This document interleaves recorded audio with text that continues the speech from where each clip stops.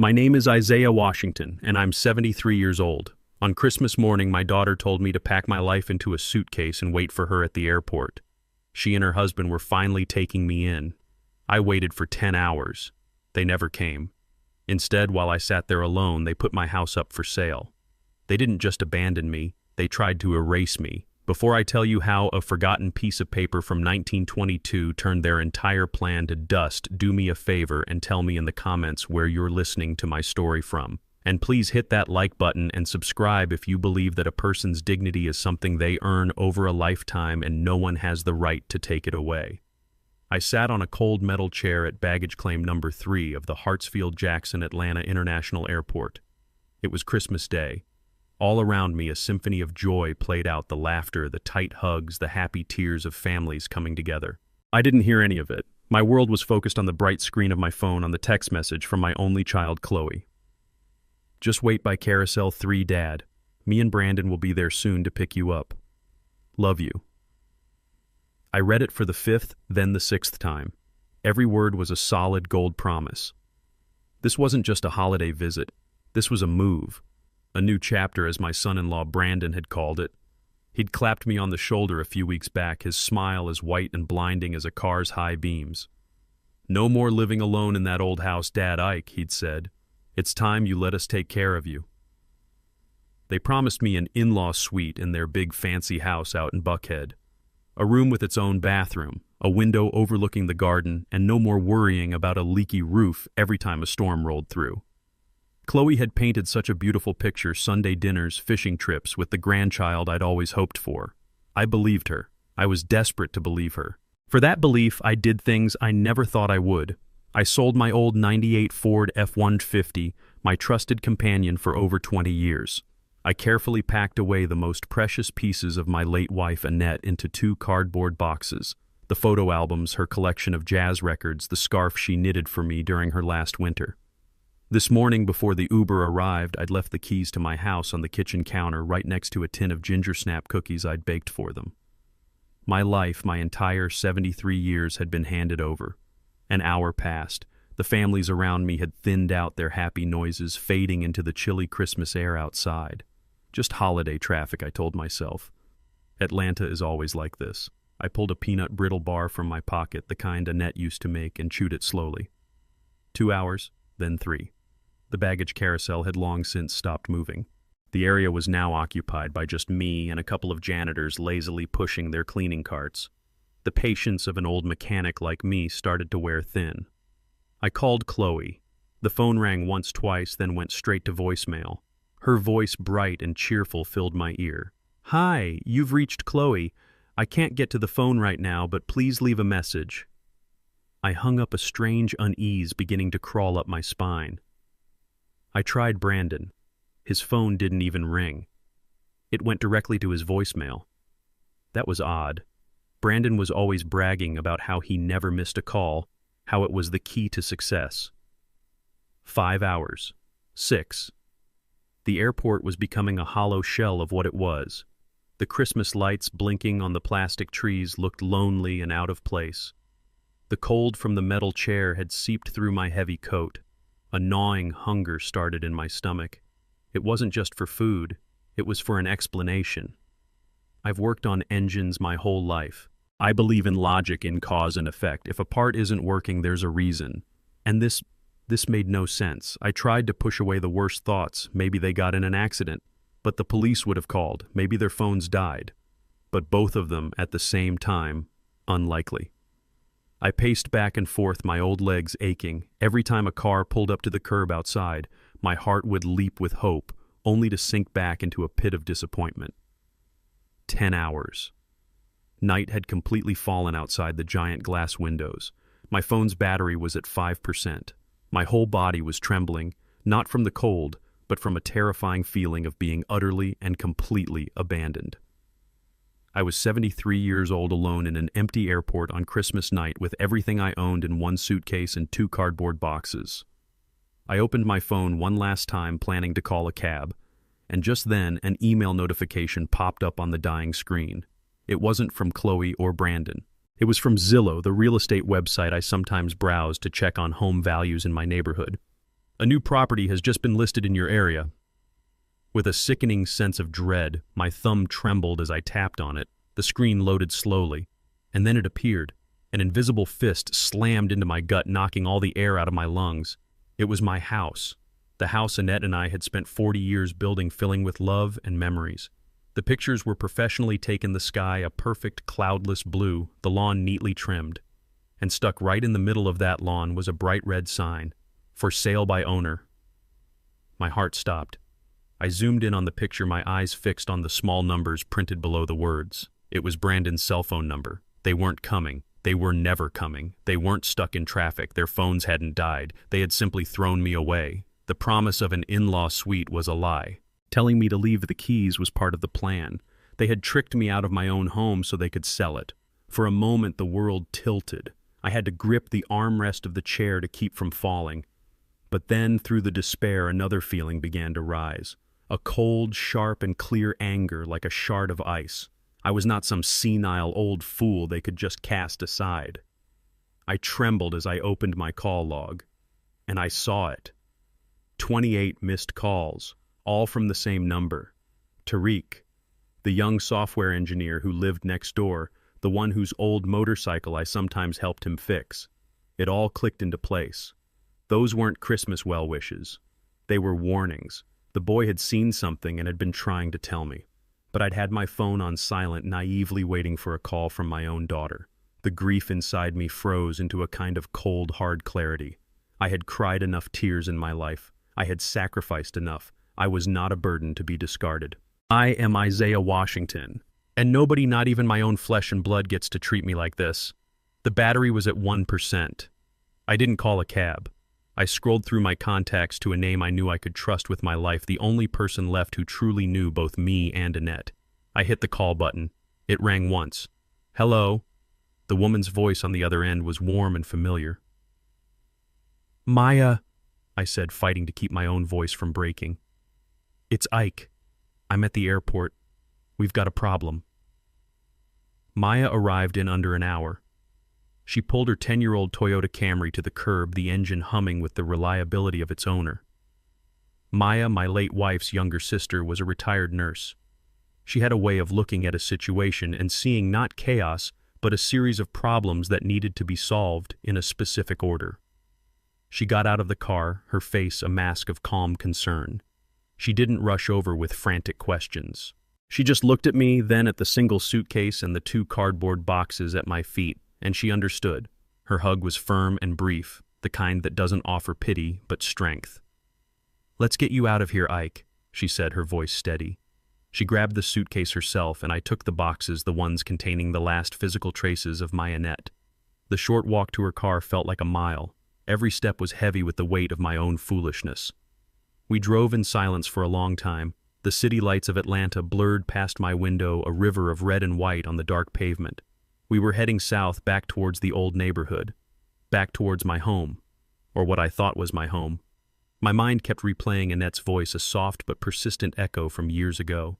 We were sitting on our porch swing, watching Chloe and a young, eager-to-please Brandon unload groceries from his shiny new car. "There's something about that boy, Ike," she had said. Her eyes narrowed just a little. His smile never quite reaches his eyes. I had dismissed it then, telling her she was being too critical. I told her he made our daughter happy, and that was all that mattered. I was a fool. A blind, sentimental fool who wanted to believe in the fairy tale his daughter was living. I wanted to see the best in her and in the man she chose. I never stopped to consider that some fairy tales are written by wolves. Annette never trusted him, I finally said out loud, my voice raspy. Maya kept her eyes on the road, but she nodded. "She saw right through him," she replied, her tone even. "She said he had the charm of a snake. She worried that Chloe was so in love with the life he promised her that she couldn't see the man he actually was." Maya took a slow breath. "You and I, Ike, we come from a generation that believes you build a life with your own 2 hands. His generation, some of them believe you just take it." We turned onto my street. My street. The familiar oak trees lined the sidewalk, their branches bare against the winter sky. Christmas lights twinkled from my neighbor's windows. It all looked so normal, so peaceful. And then I saw it. The sign. It was just as jarring in real life as it was on my phone screen. A blood-red sign, professionally printed, pounded into the lawn Annette had spent decades nurturing. For sale by owner. And below it, Brandon's name and his cell phone number printed in bold, arrogant letters. He hadn't even tried to hide it. He was proud of it. "Pull over," I whispered. Maya stopped the car directly across the street. For a moment, I just stared. I could see the porch swing where Annette and I had talked. I could see the window of the room that was supposed to be a nursery for a grandchild that never came. Memories, 40 years of them, were being advertised for a quick sale. "Let me just try," I said, my voice barely audible. "I have to." Maya didn't argue. She just watched as I got out of the car and walked across the street, the old key to my front door feeling heavy and useless in my hand. My legs felt like lead. Each step was a betrayal of my own common sense. I walked up the familiar concrete path past the rose bushes Annette had planted. I reached the front door. My hand was shaking as I lifted the key. I slid it into the lock. It went in halfway, then stopped with a hard metallic clink. It wouldn't turn. It wouldn't budge. I tried again, jiggling it, pushing it, my desperation growing with each failed attempt. But it was no use. The lock had been changed. I was officially homeless. I stood there for a long moment, my forehead pressed against the cold wood of the door, the useless key still in my hand. I wasn't just locked out of a building. I was locked out of my own life. I finally turned and walked back to the car, my shoulders slumped. I got in and closed the door, the sound echoing the finality of it all. Maya put a hand on my arm. "We'll fight this, Ike," she said, and for the first time that night I felt a flicker of something other than despair. She was right. This wasn't over. This was just the beginning. Maya's house was quiet, a stark contrast to the storm raging inside my head. The air smelled of cinnamon and old books, a comforting scent that felt like a lifetime away from the cold, impersonal air of the airport. She sat me down at her small kitchen table while she put on a pot of coffee, her movements efficient and deliberate. I plugged my phone into the wall charger, watching the battery icon blink back to life. It felt like I was the one being recharged, drawing power from the silent, steady presence of my sister-in-law. She placed a heavy ceramic mug in front of me. "Drink this, Ike," she said. "Then you're going to tell me everything." I didn't speak. Not yet. I just stared at my phone, at the call log still displayed on the screen. 28 missed calls from Tariq. 28 chances to have avoided this nightmare. My thumb hovered over his name. It was time to hear the truth I had unknowingly ignored all day. I took a deep breath, the steam from the coffee warming my face, and pressed the call button. Tariq answered on the first ring, his voice a mix of youthful anxiety and immense relief. "Mr. Washington." "Oh, thank God. I've been trying to reach you all day. Are you okay?" His genuine concern was a sharp, painful contrast to the cold silence from my own daughter. "I'm all right, son." I managed to say, my voice steadier than I expected. "I saw you called. What's been going on?" There was a brief hesitation on the other end of the line, as if he was reluctant to be the one to deliver the blow. "Mr. Washington, I don't know how to say this, but things have been strange over here for a while. It started a few months ago. Your son-in-law, Brandon, he started bringing these men around. Guys in expensive suits carrying clipboards and measuring tapes. They'd walk around your yard pointing at the property lines, talking quietly amongst themselves." I listened, my knuckles turning white as I gripped the coffee mug. I pictured it clearly, these vultures circling my home while I was inside, completely oblivious. Tariq continued his words, tumbling out faster now. "I asked Brandon about it one day. He just gave me this big flashy smile and said they were contractors. Said he was planning some big renovations for you. A surprise." A surprise. The bitter irony of that word tasted like ash in my mouth. "But that wasn't the worst part, sir," Tariq said, his voice dropping lower. "He started telling people in the neighborhood that you weren't feeling well. He told Mrs. Henderson next door that your memory was starting to go. He said you were getting confused and that he and Chloe were making arrangements to take care of you." The coffee mug trembled in my hand. So that was the story. He wasn't just stealing my house. He was stealing my mind, my reputation. He was painting me as a feeble old man who couldn't be trusted, a man who needed to be managed. He was erasing me before I was even gone. Tariq's voice pulled me back from the brink of my own anger. It all came to a head this past week. A locksmith came and changed the locks on your front door, and then today, on Christmas Day, a moving truck showed up around noon. It wasn't a big one, but they cleared out some of the main furniture from the living room. I thought maybe you knew that you were moving, but then a few hours ago they pounded that for sale sign into your lawn. My gut just told me something was terribly wrong. That's why I kept calling.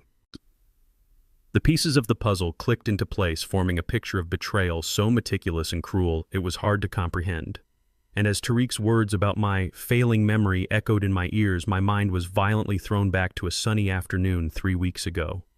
I was sitting at my own kitchen table, the same one I was now locked out of. Brandon was across from me, a sleek leather briefcase open beside him. He was talking fast, his words smooth and reassuring. "It's just some standard estate planning, Dad Ike," he'd said, pulling out a thick stack of papers. "Just some legal stuff to make sure you're protected, to make things easier for Chloe and me down the road." He spread the documents out, a sea of fine print and legal jargon that made my head swim. He never gave me a chance to read any of it. He kept up a constant stream of chatter, asking me about the carburetor on my old Ford, telling me about a new golf club he'd joined. He was a magician, distracting my eyes while his hands performed the trick. "This one is just a standard medical directive," he'd said, sliding a page in front of me and pointing with a gold-plated pen. "And this is the will, just like we discussed. It just makes everything official." His finger would tap insistently on the signature line. "Just sign here, and here, one more here." I remember feeling a little overwhelmed, a little foolish for not understanding the complex language, but I trusted him. I trusted him because my daughter trusted him. "This last one," he said, pushing a final document towards me, "this is the power of attorney. It's just a formality. It just lets me handle your bills and things if you ever get sick. It's so Chloe doesn't have to worry." He used her name like a key, unlocking my trust. I picked up the pen. I remember the weight of it in my hand, the smooth flow of the ink as I signed my name. I signed away my home. I signed away my savings. I signed away my life, and I did it with a trusting smile. The memory evaporated, leaving me back in Maya's kitchen, the phone still pressed to my ear. The silence on the line was heavy. "Mr. Washington, are you still there?" Tariq asked, his voice laced with concern. "Yes, son," I said, my own voice sounding distant and hollow. "I'm here. Thank you. You've done more for me today than you know." I ended the call and placed the phone back on the table. I looked at Maya, and she saw the horrifying truth in my eyes. "He had me sign it," I whispered. "He told me he was protecting me." Maya reached across the table and placed her hand over mine. Her grip was strong, anchoring me to the present. "Then we protect you now," she said. And in that moment, the victim who had been abandoned at the airport died, and the fighter who would reclaim his name was born. Maya didn't let me sit in my anger for long.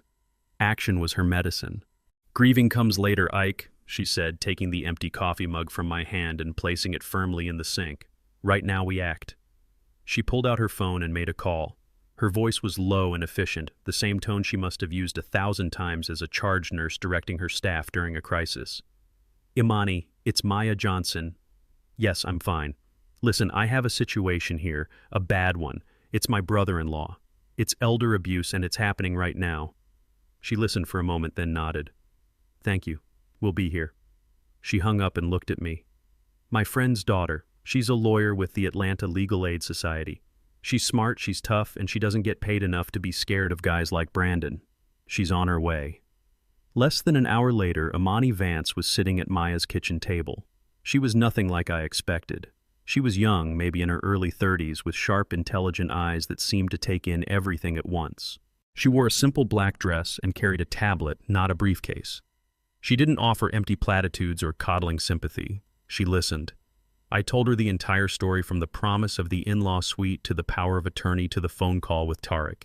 She listened intently, her fingers occasionally tapping notes onto her tablet, her gaze never wavering from mine. When I finished, the kitchen was silent for a long moment.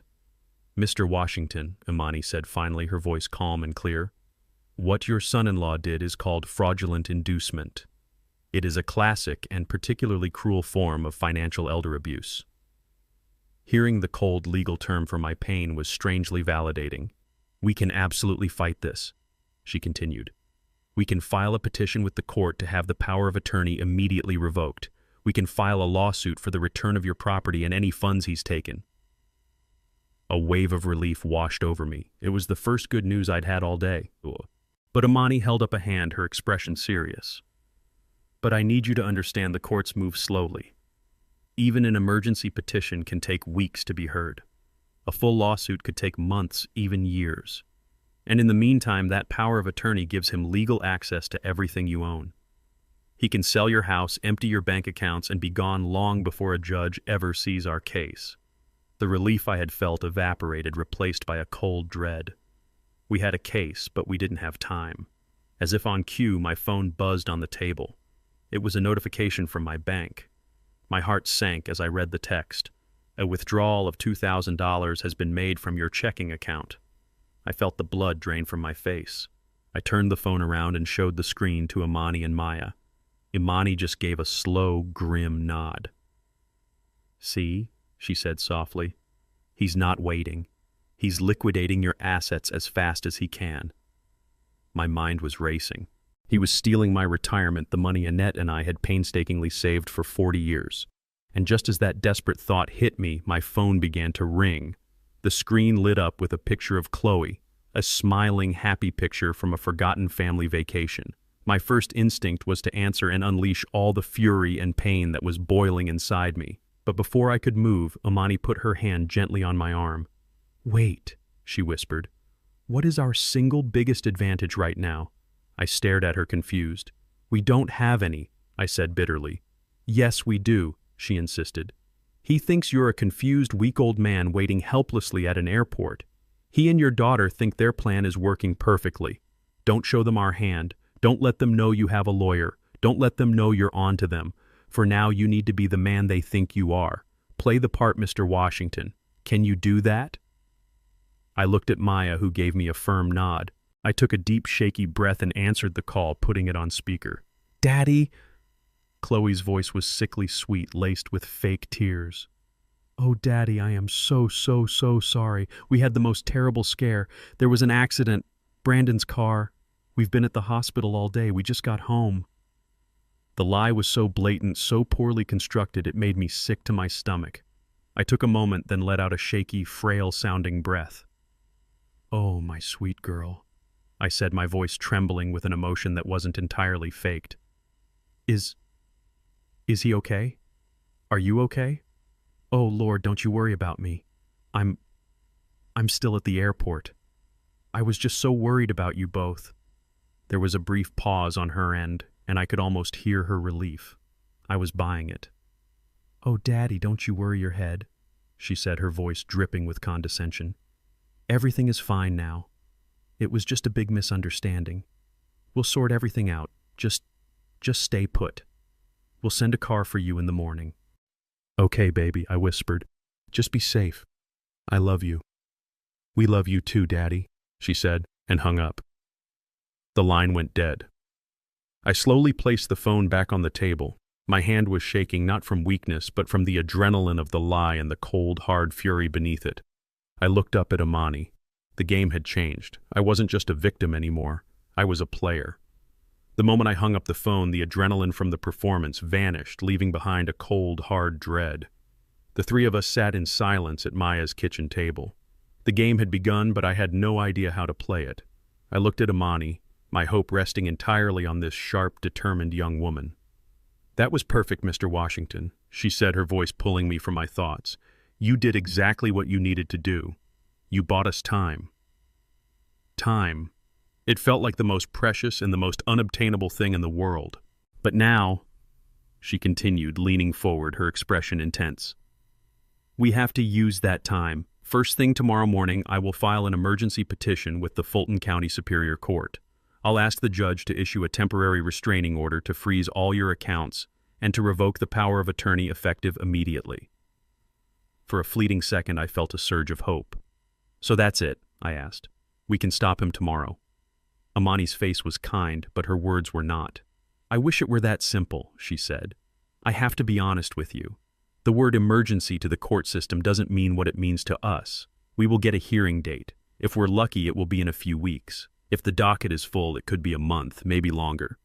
A month, my heart sank. And until that hearing, she went on, Brandon legally holds all the cards. Every day we wait for that date, he can walk into your bank and make a withdrawal. He can continue with the sale of your house. He is using your own signature as a weapon against you, and right now the law is on his side. The weight of her words settled over me, suffocating me. It wasn't a fair fight. It was a race against a thief who had been given a head start and the keys to the vault. Imani wasn't finished. And when we do get to that hearing, it will be his word against yours. He will have expensive lawyers.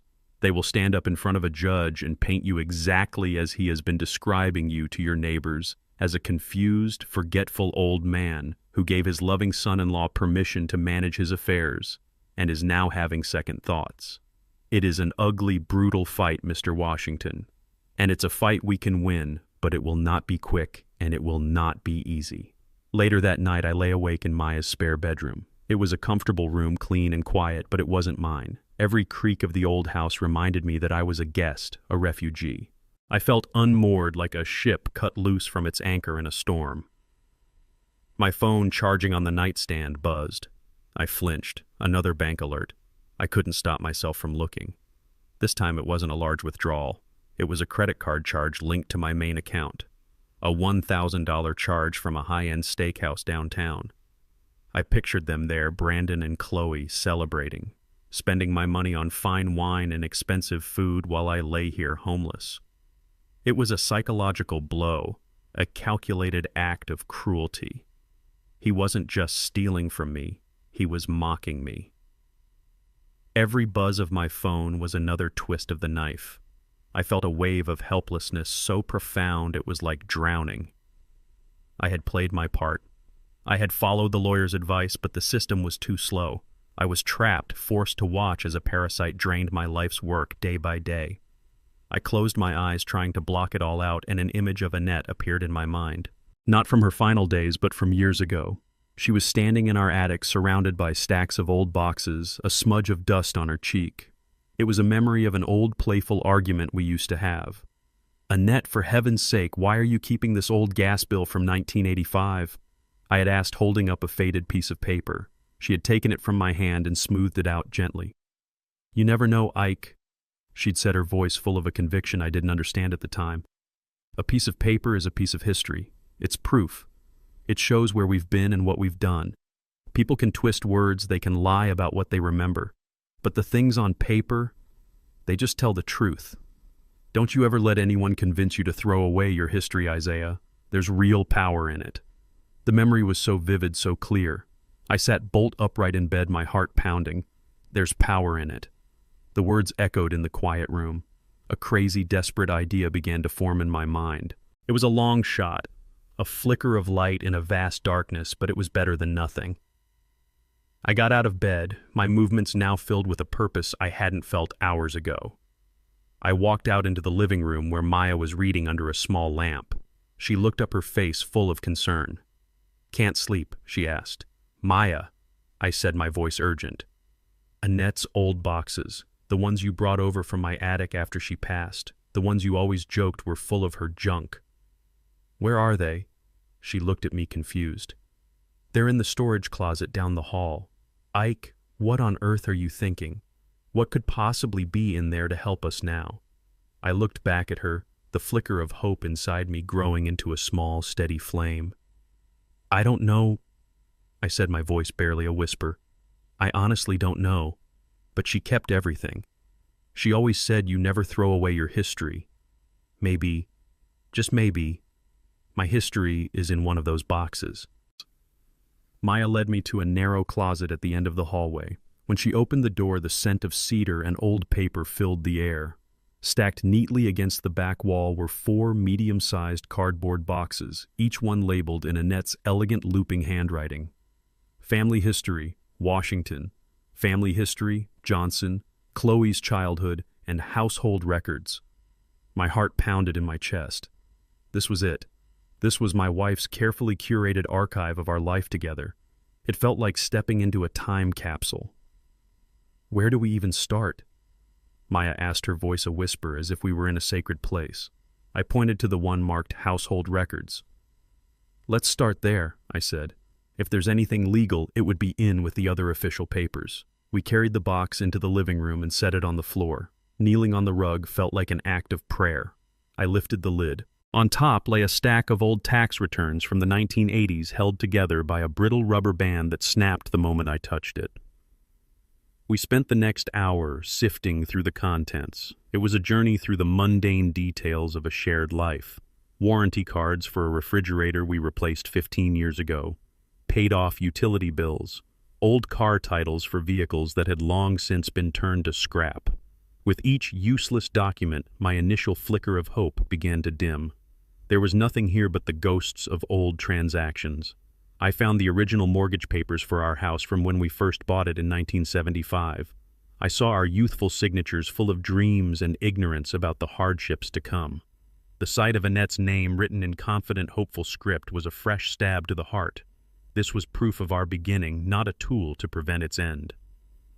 "Let's try another one," Maya said, sensing my growing frustration. We moved on to the box labeled Chloe's Childhood. Opening this one was even more painful. It was a treasure trove of a father's memories, her first pair of tiny sneakers, a lock of her baby hair still soft and fine tied with a pink ribbon, report cards with proud gold star stickers from her teachers, a crayon drawing of our family with me as a tall stick figure, Annette with a bright yellow sun for a head, and Chloe as a small smiling circle between us. I remembered the day she drew it, her tongue sticking out the corner of her mouth in concentration. How could that little girl, the one who saw us as her entire world, grow into the woman who would abandon her father at an airport on Christmas Day? The memories were a torment. They weren't a weapon. They were the wounds Brandon and Chloe had reopened. An hour turned into 2. We went through every drawing, every school photo, every handmade birthday card. Nothing. Doubt began to creep in cold and heavy. Maybe this was a foolish idea. Maybe I was just a desperate old man chasing ghosts. "Ike," Maya said, gently placing a hand on my shoulder. "It's almost 3 in the morning. Maybe there's nothing here. We should get some rest. We need to be sharp for when Amani calls." She was right, of course. It was a fool's errand. I was about to agree to close the lid on the past when the memory of Annette's voice came back to me as clear as if she were standing in the room. "Don't you ever let anyone convince you to throw away your history, Isaiah. There's real power in it." "No," I said, my voice firm. "Not yet. There's still the other 2 boxes." We pulled out the boxes marked with our family names. They were full of older history things passed down from our parents. We found my honorable discharge papers from the Army. We found Annette's nursing school diploma. We found faded letters her father had sent her from his military base in Germany. We were digging deeper into our roots, but finding nothing that could save the tree from being chopped down in the present. We reached the bottom of the last box. All that was left was a collection of old photo albums. My shoulders slumped in defeat. It was over. My desperate hope had been nothing more than that. I had failed. "It's okay, Ike," Maya said softly. I just nodded, too tired and heartsick to speak. I reached in to close the flaps on the final box, my hand brushing against the last item inside a heavy leather-bound photo album that looked much older than the others. It didn't have a label. Out of sheer habit, I pulled it onto my lap. It felt different from our own albums. The leather was worn smooth with age. I opened the cover. The first page was a photograph of a young man in a World War I Army uniform. I recognized him instantly from the pictures my father used to have. It was my grandfather, a man I'd never met, a member of the Harlem Hellfighters. I slowly turned the thick black pages. The photos were of ancestors, their faces stern and proud, staring out from a forgotten time.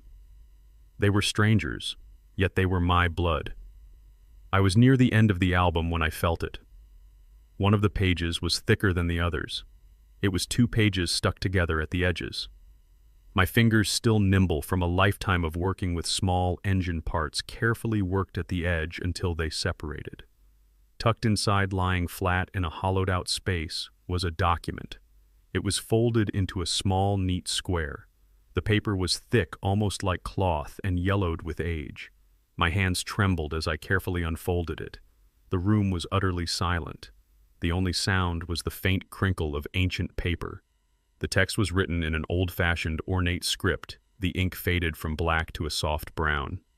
But the words at the top were bold and clear. Deed of land. Below it, United States Department of War. And then my grandfather's name, Sergeant Isaac Washington. I scanned the document, my eyes struggling with the unfamiliar legal language. And then I saw it. Halfway down the page was a separate, shorter paragraph handwritten in a different, careful script. It began with the words, "by special covenant." I didn't understand all the legal terms that followed, but I understood the phrases that mattered. Shall only be passed to direct blood descendants, and shall not be sold to any party outside the established community. My breath caught in my throat. I looked up at Maya, my eyes wide. I couldn't speak. I simply held out the paper. She took it. Her brow furrowed in confusion and began to read. I watched her eyes move across the page, then widen in disbelief. She looked up at me, her mouth slightly open. "Ike," she whispered, her voice full of awe. Is this real?" I finally found my voice, a sound thick with emotion. I wasn't just looking at a piece of paper. I was looking at a miracle. I was holding my history in my hands, and it was more powerful than I ever could have imagined. She was right, Maya. I said, a single tear tracing a path down my cheek. Annette was right all along. She saved us. The world outside was still dark, but the living room in Maya's house was ablaze with light. It was nearly 4 a.m, but neither of us could even think about sleep. The old yellow deed lay on the coffee table between us, a sacred object that seemed to pulse with a life of its own. My hands were still shaking, not from fear, but from a surge of adrenaline so powerful it made me feel 20 years younger. I took out my phone, my movements now precise and certain. I snapped a clear, well-lit picture of the entire document and another close-up of the handwritten covenant. Without a moment's hesitation, I sent them in a text message to Imani Vance. I added a simple message. "I think I found something. Call me as soon as you get this." I knew it was an ungodly hour, but I had a feeling she wouldn't mind. Less than 5 minutes later, my phone rang. "Mr. Washington." Imani's voice crackled on the line, sharp and awake. "Please tell me what I'm looking at is real." I put the phone on speaker so Maya could hear. "It's real, Imani," I said, my voice thick with the emotion of the last hour. "It was in an old family album. It's the original deed to the property granted to my grandfather after he came back from the First World War." I told her the story, the one my father had told me about Sergeant Isaac Washington and the Harlem Hellfighters, and the piece of land that was meant to be a foundation for a family, a safe harbor in a hostile world. I could hear the faint sound of typing as I spoke. When I finished, there was a moment of stunned silence on the other end of the line. Then Imani let out a low whistle. "Mr. Washington," she said, and I could hear the excitement vibrating in her voice. "This is not just something, this is everything. This is a bombshell." "But is it still valid?" Maya asked, leaning closer to the phone. "A lawyer could argue about that for years," Imani admitted. "They would say a restrictive covenant like this from that era is outdated, that it wouldn't hold up against modern property laws. And you know what? They might even be right eventually." My heart faltered for a second, but Imani quickly continued, her voice hardening with strategic purpose. "But here is the beautiful part. We don't need it to hold up in court.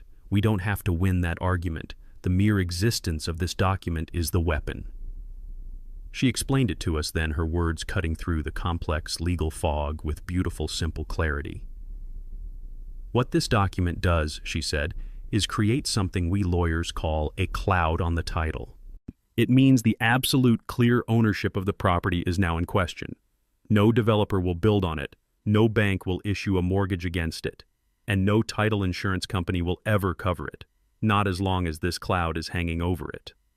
By simply filing a legal claim based on this deed, we can tie that property up in litigation for the next decade. We make it radioactive. To a man like Brandon who needs to sell it fast to get his hands on the cash, that property just became completely and utterly worthless." I felt a slow smile spread across my face. It was the first time I had smiled in what felt like an eternity. She was brilliant. Annette's history and Imani's strategy, the past and the present, were coming together to forge a perfect weapon. "So what now?" I asked, my voice no longer that of a victim, but of a willing soldier. "Now," Imani said, and I could practically hear her smile through the phone. We changed the entire game. We are no longer on the defensive waiting weeks for a judge to hear our plea. We are going on the offensive. We are no longer asking the system to give you back your house. We are going to put Brandon in a position where he will beg you to take it back. The plan she laid out was simple and ruthless. I'm going to call his lawyer as soon as their office opens. I will be polite. I will say that my client, Mr. Washington, is prepared to discuss a settlement to avoid a lengthy and embarrassing public dispute. We will arrange a meeting for as soon as possible, preferably tomorrow. We will not mention this deed. We will let them walk into that room believing they hold all the power. We will let them walk right into our trap. After we hung up, I walked over to the window. The first faint traces of dawn were beginning to streak the eastern sky with shades of gray and purple. I picked up the old deed from the table, the paper feeling warm and alive in my hands. I thought of my grandfather, a man who fought in the trenches of France. I thought of my father, who worked 2 jobs to keep our family fed. I thought of Annette, whose quiet wisdom had just reached out from beyond the grave to protect me one last time. This wasn't just about a piece of land anymore. It was about a legacy. It was about a century of struggle, of dignity, of a family that bent, but never broke. The sun was coming up. For the first time since Christmas morning, I felt its warmth. The board had been flipped, and now it was our move. The meeting was set for 10 o'clock the next morning. Imani's office wasn't in some high-rise glass tower downtown. It was a small, clean, functional space in a modest building that housed other nonprofits and community services. The air smelled of brewing coffee and old paper files. It was a place where battles were fought not for profit, but for people. Sitting there with Maya on one side of me and Imani on the other, I felt a sense of calm I hadn't experienced in days. We were not victims waiting for a verdict. We were a united front waiting for the enemy to walk onto our chosen field of battle. Brandon and Chloe arrived exactly at 10. Brandon strode in first, wearing a tailored navy blue suit that probably cost more than my first car. He looked powerful, annoyed, and utterly in charge. He exuded an aura of condescending impatience, glancing at his Rolex as if our meeting was a minor inconvenience he had to get through before his next important deal. Chloe trailed behind him like a shadow. She was dressed in expensive clothes, but she wore them like a costume. She wouldn't look at me. Her eyes darted around the small office, focusing on a crack in the ceiling, a water stain on a poster, anything but the face of the father she had betrayed. She looked pale and exhausted, and for a fleeting moment I felt a pang of pity for her. But it vanished as soon as Brandon spoke. He didn't greet us. He didn't ask how I was. He simply took charge of the room, sitting opposite me and placing his sleek briefcase on the table with a soft, authoritative click. "All right," he began with a heavy sigh. "Let's get this over with. I've canceled 2 important client meetings for this." He looked directly at me, his eyes cold and devoid of any warmth. "Look, Dad, Ike, I get it.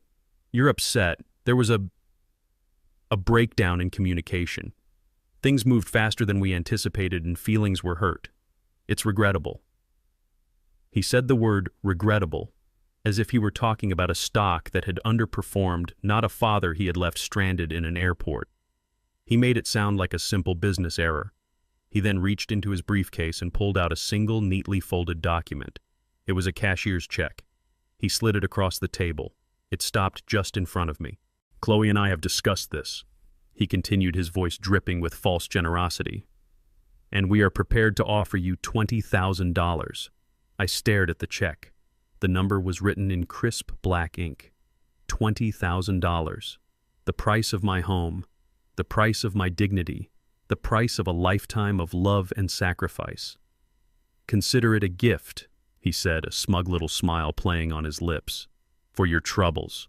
It's more than generous. You can get a nice room and a decent facility with that. Maybe find a new hobby, take up painting. But the house and any other assets are off the table. That ship has sailed. The deal is done." During his entire speech, I did not move. I did not speak.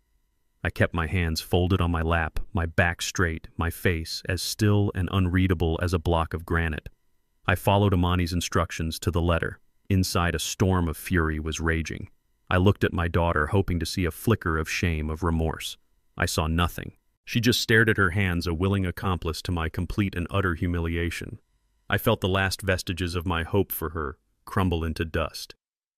She was no longer the little girl from the crayon drawing. She was a stranger. When Brandon finished, a heavy silence filled the room. He clearly expected me to grab the check, to stammer my thanks, to shuffle away defeated. He was waiting for his victory lap. But Imani didn't even glance at the check on the table.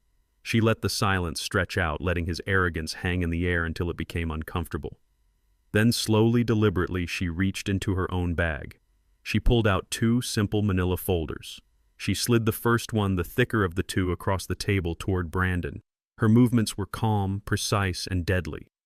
"This is not a negotiation, Mr. Miller," she said, her voice perfectly even. "This is a notification." Brandon's smug smile faltered.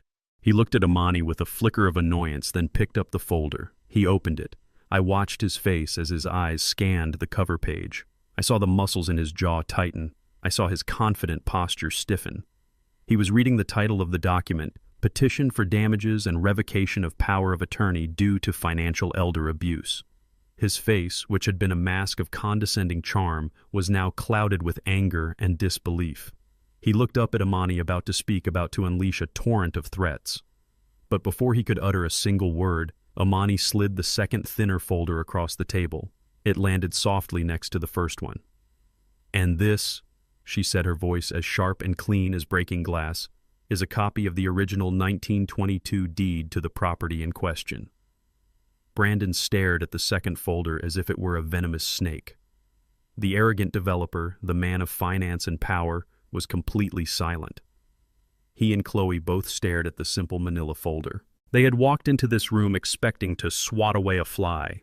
They were just now beginning to realize they had walked with their eyes wide open right into the center of a perfectly laid trap.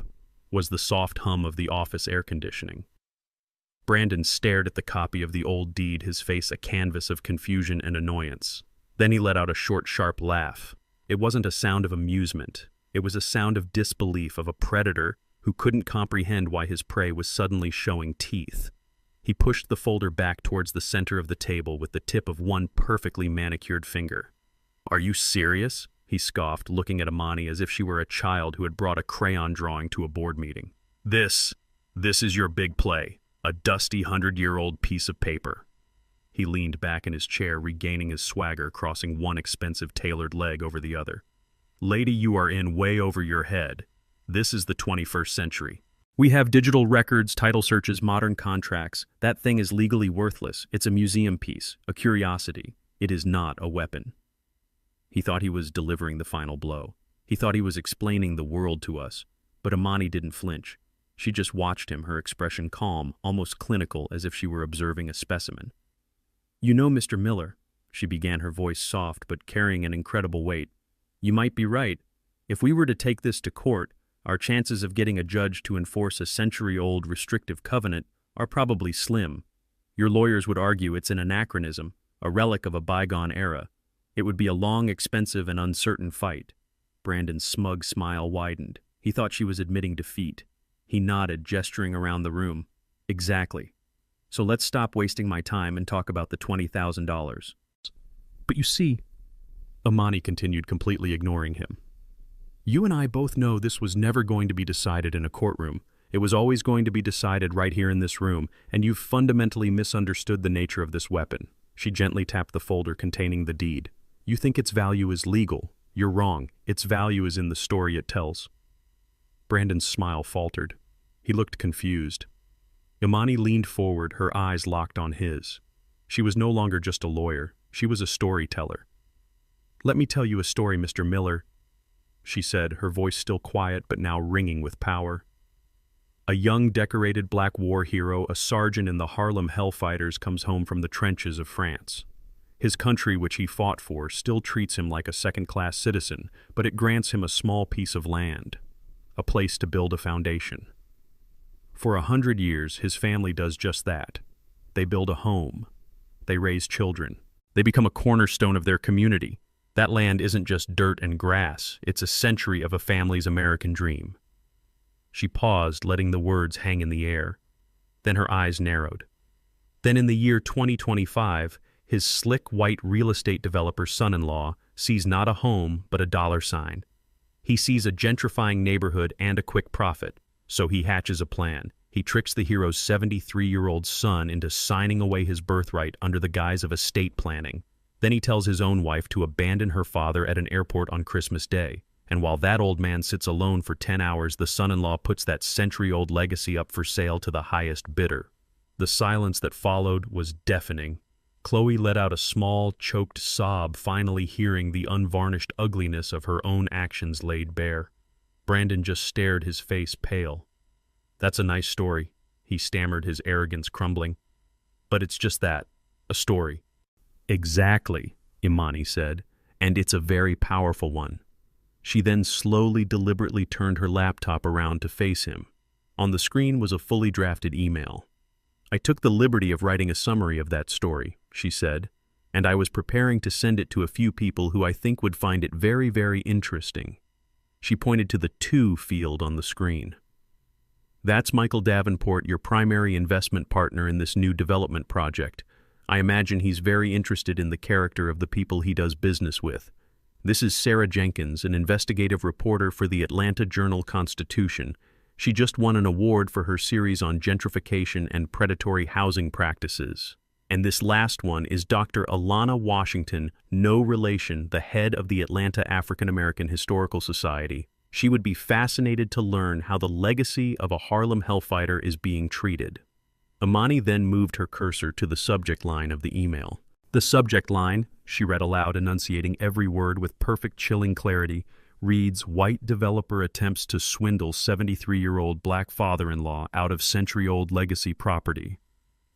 She looked up from the screen and directly into Brandon's eyes. "I haven't hit send yet. We are not talking about the legal power of this deed anymore, Mr. Miller. We are talking about the power of this story, in this city, right now. Your career isn't built on contracts you can bully people into signing. It's built on reputation. It's built on trust. And a story like this, it doesn't just kill your little real estate deal. It salts the earth. No one in Atlanta will do business with you again. You won't be able to get a loan for a doghouse."